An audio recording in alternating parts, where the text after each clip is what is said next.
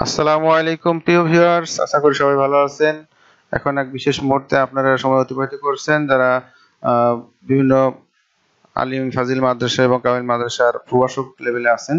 তারা কিভাবে আপনারা পদোন্নতি নিতে পারেন সে বিষয় নিয়ে সবাই ব্যস্ত আছেন। তো আপনাদের সহযোগিতার জন্য আমি আপনাদের সামনে নিয়ে আসলাম প্রয়োজনীয় ডকুমেন্ট, অর্থাৎ আপনি কিভাবে প্রিন্সিপাল বা অধ্যক্ষ বরাবর আবেদন করবেন, সে আবেদনের সফট কপি সহ আপনি কিভাবে ডকুমেন্ট গুলা যা লাগে সেগুলো আপনাদের শেয়ার করে সাহায্য করবো ইনশাল্লাহ।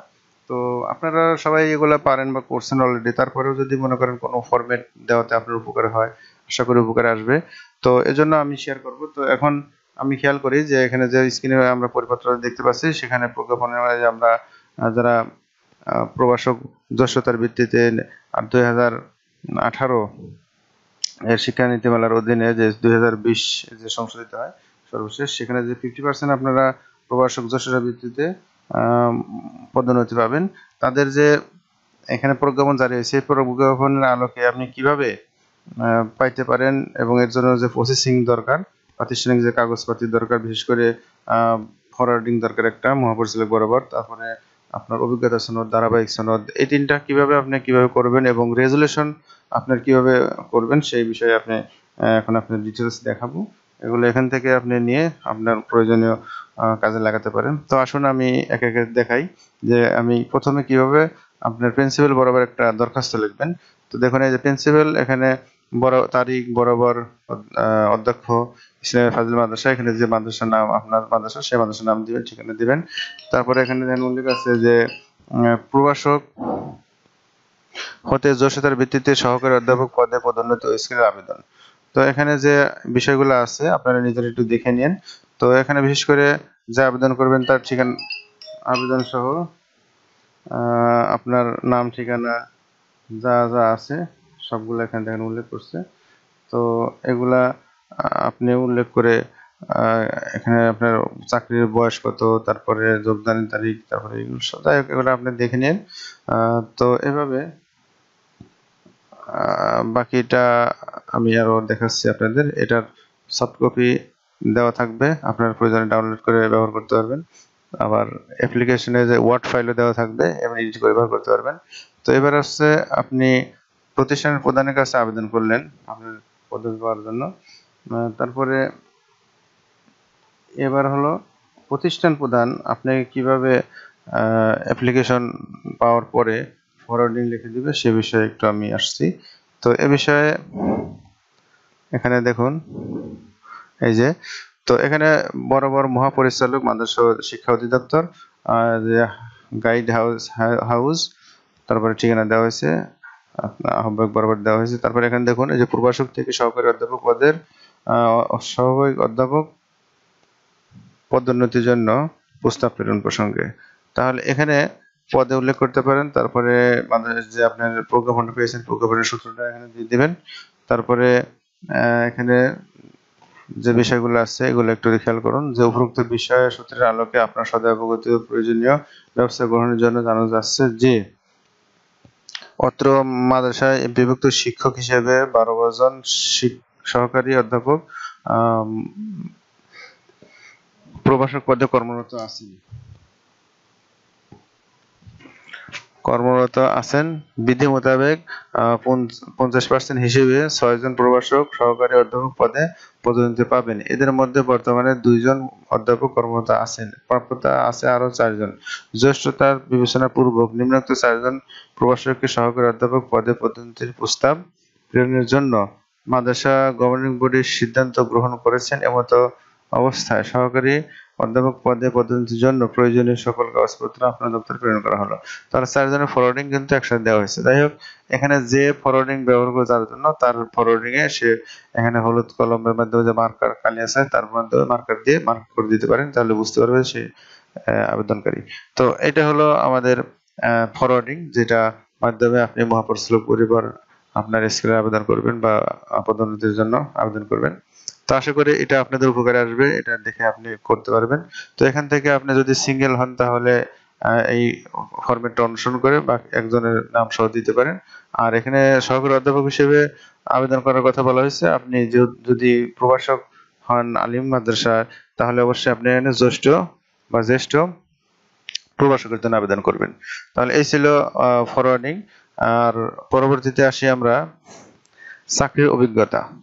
তো চাকরির অভিজ্ঞতার জন্য এখানে একটা ফরওয়ার্ডিং আপনার একটা নমুনা দেওয়া হয়েছে, আপনি আপনার মতো এখান থেকে সাহায্য নিতে পারেন। তাহলে চাকরির অভিজ্ঞতার জন্য মাদ্রাসার যে প্যাড, সে প্যাডে বা ফরওয়ার্ডিং এর ক্ষেত্রেও কিন্তু অবশ্যই মাদ্রাসার প্যাড ব্যবহার করতে হবে। যে বিষয়টা আবার একটু দেখাই দিই, যে ফরওয়ার্ডিং এর ক্ষেত্রে অবশ্যই আপনার মাদ্রাসার প্যাড ব্যবহার করতে হবে। আর মাদ্রাসার প্যাড যেন আপনার এখানে মাদ্রাসার নাম ঠিকমতো থাকে, এখানে এই যে আপনার অধ্যক্ষ এবং সভাপতির মোবাইল নম্বর যেন থাকে, সে ঠিকানা, সবগুলো ইমেল সবগুলো যেন ঠিক থাকে, এই বিষয়টা অবশ্যই খেয়াল রাখবেন। তাহলে আমরা এটা বিষয়ে খেয়াল রেখে মাদ্রাসা প্যাডে আবেদন করব। তারপরে এখানে এই যে চাকরির অভিজ্ঞতার বিষয়টা যেটা আসছিলাম, অভিজ্ঞতার সনদ এখানে দেওয়া হয়েছে। চাকরির অভিজ্ঞতা এমন প্রত্যয়ন করা যাচ্ছে যে এই যে মোহাম্মদ আজিজুল হক, পিতা ঠিকানা দেওয়া হয়েছে। দেওয়ার পরে তিনি অত্র মাদ্রাসার, এখন অত্র আপনার মাদ্রাসা পুরোপুরি এখানে দিয়ে দিবেন। যে মাদ্রাসা গণিত উনি কতদিন যোগদান করছেন, কত তারিখে এমপিভুক্ত হয়েছেন, চাকরির বয়স কতদিন হয়েছে, সবগুলা এখানে উল্লেখ আছে। এভাবে উল্লেখ করে আপনিও ধারাবাহিক সনদ আপনার জন্য তৈরি করতে পারেন। তো এটা সফট কপি বা আপনার পিডিএফ কপি দেওয়া থাকবে, আপনি এটা ডাউনলোড করেও এটা দেখে দেখে লিখে নিতে পারেন। তো এবার আসেন চাকরির অভিজ্ঞতা, এবার ধারাবাহিক সনদ। ধারাবাহিক সনদের একটা নমুনা আমি আপনাদের দিয়ে সাহায্য করতে পারি, এই একটা নমুনা। তো এখানে ধারাবাহিক সনদ আর অভিজ্ঞতার সনদ কিন্তু একই ধরনের কথা বলা হয়েছে। এমন প্রত্যয়ন করা আছে যে মোহাম্মদ আজিজুল হক, পিতা মোহাম্মদ, ঠিকানা দেওয়া হয়েছে, মানুষের নাম, দায়ক, যোগদানের তারিখ, তারপরে এমপিভুক্তির তারিখ, চাকরি বয়স কত, বেতন স্কেল ছিল কত, এখন প্রাপ্যতা কত, এবং তার চাকরি বয়স কত হয়েছে, এই সবগুলো এখানে উল্লেখ করে তার মঙ্গল কামনা করা হয়েছে। এই ছিল মোটামুটি তিনটা আপনার কথা। তো এছাড়াও আপনি আরো যদি দেখতে চান, তো অন্য এক ভাইও আপনার এটা শেয়ার করছেন যে কিভাবে আপনি ফরওয়ার্ডিং লিখবেন। সেটা হলো এই জায়গায় একটা দেখেন ফরওয়ার্ডিং আছে। তো এখানে প্রাপক মহাশয়, এটা অবশ্য এখানে যে মাদ্রাসার প্যাডটা এখানে দেওয়া হয় নাই, প্যাডের নমুনা। তো আপনার প্যাডে আপনি লিখবেন, এটা নমুনা দেখে লিখতে পারেন। এখানে দুইজন প্রভাষকের কথা উল্লেখ আছে। তো এটাও আপনার পিডিএফ হিসেবে ইমেজ হিসেবে দেওয়া থাকবে, আপনারা ইচ্ছা করলে এখান থেকে অনুসরণ করতে পারেন। এখানে কিছু কথা একটু ব্যতিক্রম আছে। এখানে দেখেন নন এমপি কিছু কিছু প্রতিষ্ঠান আছে যেখানে এমপিভুক্ত শিক্ষক এবং নন এমপিভুক্ত শিক্ষকও আছে। তো এমপিভুক্ত শিক্ষক কতজন আছে, নন এমপি কতজন আছে, সেই এমপিভুক্ত শিক্ষকদের মধ্যে পার্সেন্টেজ হিসেবে কতজন পাবে, সেই বিষয়গুলো এখানে পরিষ্কার করা আছে। তো এটা আপনার আশা করি নন এমপিও যাদের আছে তাদের ক্ষেত্রে কাজ দিবে। তো আসুন পরবর্তী আপনারা আর কি কি লাগতে পারে দেখি। তাহলে এখানে তো এটা দেখালাম। আচ্ছা, এটা আপনার যদি ফাজিল মাদ্রাসা হয় এবং কামিল মাদ্রাসা হয়, সেখানে যদি প্রভাষকদের মধ্যে গবেষণাপত্র থাকে এমফিল পিএইচডি করা, তাহলে যাদের প্রভাষক থেকে আপনার সহকারী অধ্যাপক পদে আবেদন করবেন পদোন্নতির জন্য, তাদের মধ্যে যদি কেউ এমফিল পিএইচডি করা থাকে, সে বিষয়ে দেখুন এখানে একটা যে এমফিল পিএইচডি সনদ আছে কিনা সে বিষয়ে হানার একটা অপশন দেওয়া হয়েছে। সেক্ষেত্রে আপনি এই একটা ছক যে দেওয়া আছে, এই ছক অনুসারে আপনার শিক্ষা প্রতিষ্ঠানে কতজন আছে সেই প্রতিষ্ঠানের ভিত্তিতে আপনি সেই প্রতিষ্ঠানে কতজন সহকারী অধ্যাপক পদে আবেদন করতেছেন বা জ্যেষ্ঠ শিক্ষক হিসেবে আবেদন করতেছেন, তাদের এই অনার্স মাস্টার্সের পরে এমফিল পিএইচডি ডিগ্রি আছে কিনা সেটার ভিত্তিতেও একটা তালিকা কিন্তু আপনি এখান থেকে এটার আলোকে দিতে পারেন। তো যাই হোক, আশা করি আপনাদের এটাও উপকারে আসবে। এবার আসুন রেজুলেশনের বিষয়ে। তো একটা রেজুলেশন, এটা পরিপত্র। তো একটা রেজুলেশনের নমুনাটা আপনাকে দেখাই যে রেজুলেশনটা কেমন হতে পারে। এই দেখুন, এখানে শুধু এই যারা পদোন্নতির জন্য আবেদন করেছে তাদের জন্য সংক্ষিপ্ত রেজুলেশন আবেদনের নমুনা দেওয়া হয়েছে। যে আলোচ্য বিষয়ের মধ্যে পূর্ববর্তী সবার কার্য বিবরণী, পাঠ পরিচালনা অনুমোদন, তারপরে সহকারী অধ্যাপক পদে পদোন্নতির প্রস্তাব প্রেরণ বিবিধ। এখন ১/১/২০২২ তারিখ রোজ বুধবার বেলা এত ঘটিকায় মাদ্রাসার সভাকক্ষ ব্যবস্থাপনা কমিটি এক সভা অনুষ্ঠিত হয়। সভায় সভাপতিত্ব করেন ব্যবস্থাপনা কমিটির সম্মানিত সভাপতি জনাব রাকিবুল ইসলাম। এটা নাম আপনাদের মতো পরিবর্তন করেন। সবাই পবিত্র কোরআন হতে তেলাওয়াত করেন জনাব মোহাম্মদ আব্দুল খবির ভুইয়া।